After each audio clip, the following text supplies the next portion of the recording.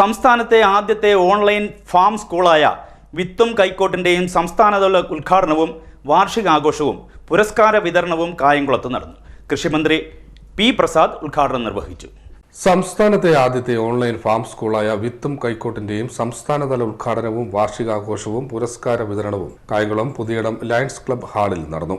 സോപാന സംഗീതജ്ഞനായ ഗോകുൽ മാരാരുടെ സോപാന സംഗീതത്തോടെയാണ് ചടങ്ങുകൾ ആരംഭിച്ചത്. Farm school principal Suja Nair അധ്യക്ഷത വഹിച്ചു. കൃഷിമന്ത്രി പി പ്രസാദ് ഉദ്ഘാടനം നിർവഹിച്ചു. പക്ഷെ നമ്മളെല്ലാം ഭക്ഷണം കഴിക്കുന്നവരാണെന്നുള്ളതുകൊണ്ട് കൃഷിയുടെ പ്രാധാന്യം ഉൾക്കൊണ്ട് കൃഷിയെ അല്ലെങ്കിൽ കർഷകനെ സഹായിക്കാനും സംരക്ഷിക്കാനുമുള്ള ഉത്തരവാദിത്വവും ബാധ്യതയും ഏറ്റെടുക്കേണ്ടതുണ്ട്. ഭക്ഷണത്തിനായി കൃഷി ചെയ്യുന്നതാണ് കൃഷിയിലെ ഏറ്റവും പ്രധാനപ്പെട്ട ഇനം. റബ്ബർ പോലുള്ള ഇനങ്ങളുണ്ട്, അത് കൃഷിയല്ല എന്നല്ല അതിൻ്റെ അർത്ഥം. വിവിധങ്ങളായ ഇനങ്ങൾ നമ്മൾ കൃഷി ചെയ്യുന്നുണ്ട്.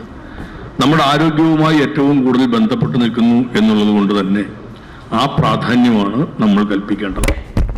അടുത്തിടെ കേരളത്തിലെ അവയവ മാറ്റത്തിൻ്റെ നോഡൽ ഓഫീസർ ഡോക്ടർ നോബിൾ ഗ്രേഷ്യസുമായി ഒരു പൊതു മീറ്റിംഗിൽ പങ്കെടുക്കുന്ന അവസരത്തിൽ വർഷങ്ങൾക്ക് മുമ്പ് ഞാൻ അദ്ദേഹത്തോട് ചോദിച്ചൊരു ചോദ്യം വീണ്ടും പരസ്യമായി ചോദിക്കുകയുണ്ടായി. അദ്ദേഹം കേരളത്തിലെ ഏറ്റവും പ്രശസ്തനായ ഒരു നെഫ്രോളജിസ്റ്റ് കൂടിയാണ്. കിഡ്നി രോഗികളുടെ എണ്ണം കൂടുന്നു എന്നുള്ളത് ശരിയാണോ?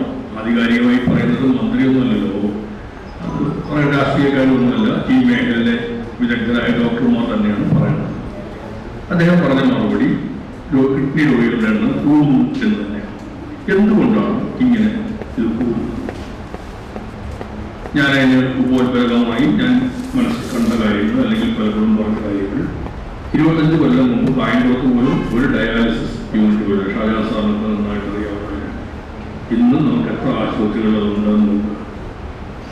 മാവേലിക്കരയിലുമില്ല, കായംകുളത്തുമില്ല, ചെങ്ങന്നൂരിലുമില്ല, പന്തളത്തും അടൂരിലൊന്നും ഒന്ന് 25 കൊല്ലം മുമ്പ് ഡയാലിസിസ് യൂണിറ്റുകൾ ഉണ്ടായിരുന്നില്ല, സെന്ററുകൾ ഉണ്ടായിരുന്നില്ല. ഇത്രയും വ്യാപകമാവുന്നത് എന്തുകൊണ്ടാണ്? കിഡ്നി രോഗികളുടെ കൂടുന്നു. എന്തുകൊണ്ടാണ് ഇങ്ങനെ രോഗം കൂടുന്നത്? അദ്ദേഹം കഴിഞ്ഞ ദിവസവും നൂറിനാട് ക്ഷേത്രത്തിലാണ് സംഘടിപ്പിച്ചത്. കുറെ ചെറുപ്പക്കാരുടെ ഒരു മീറ്റിംഗ് ആയിരുന്നു. അദ്ദേഹം അവിടെ പറഞ്ഞ മറുപടി ഭക്ഷണവും ജീവിതശൈലിയുമാണ് അതിൻ്റെ കാരണമെന്നാണ്. ഇത്തരം മാരകമായ രോഗങ്ങൾ, നമ്മളുടെ ജീവിതത്തെ ആകെ തകർത്ത് കളയുന്ന രോഗങ്ങൾ വ്യാപിക്കുന്നതിൻ്റെ കാരണങ്ങളിലൊന്ന് ഭക്ഷണമാണ്, ജീവിതശൈലിയാണ്. കായംകുളം നഗരസഭാ ചെയർപേഴ്സൺ പി ശശികല, ജില്ലാ പഞ്ചായത്ത് അംഗം കെ ജി സന്തോഷ് എന്നിവർ ചേർന്ന് ഫാം സ്കൂളിന്റെ 2023 മികച്ച കർഷകർക്കുള്ള പുരസ്കാരങ്ങൾ നൽകി ആദരിച്ചു. രമാമോഹൻ സ്വാഗതം രേഖപ്പെടുത്തി. Doctor Sajeev R Nair, T K Vijayan, Rajamma, Leela Gokul, ward councillor Ranjitham, Bindu Ragasudha എന്നിവർ ആശംസാ പ്രസംഗം നടത്തി. കായംകുളം തോട്ടവിള ഗവേഷണ കേന്ദ്രത്തിലെ ഡോക്ടർ അനിതകുമാരി ജൈവ കൃഷിയെക്കുറിച്ച് വിശദമായ ക്ലാസുകൾ എടുത്തു. തുടർന്ന് സ്കൂളിലെ അംഗങ്ങൾ അവതരിപ്പിച്ച വിവിധ കലാപരിപാടികളും സൗജന്യ പച്ചക്കറി തൈ വിതരണവും നടന്നു. കർഷകരുടെ വിവിധ സ്റ്റാളുകളും ഇവിടെ സജ്ജമാക്കിയിരുന്നു. CDNet news, Kayamkulam.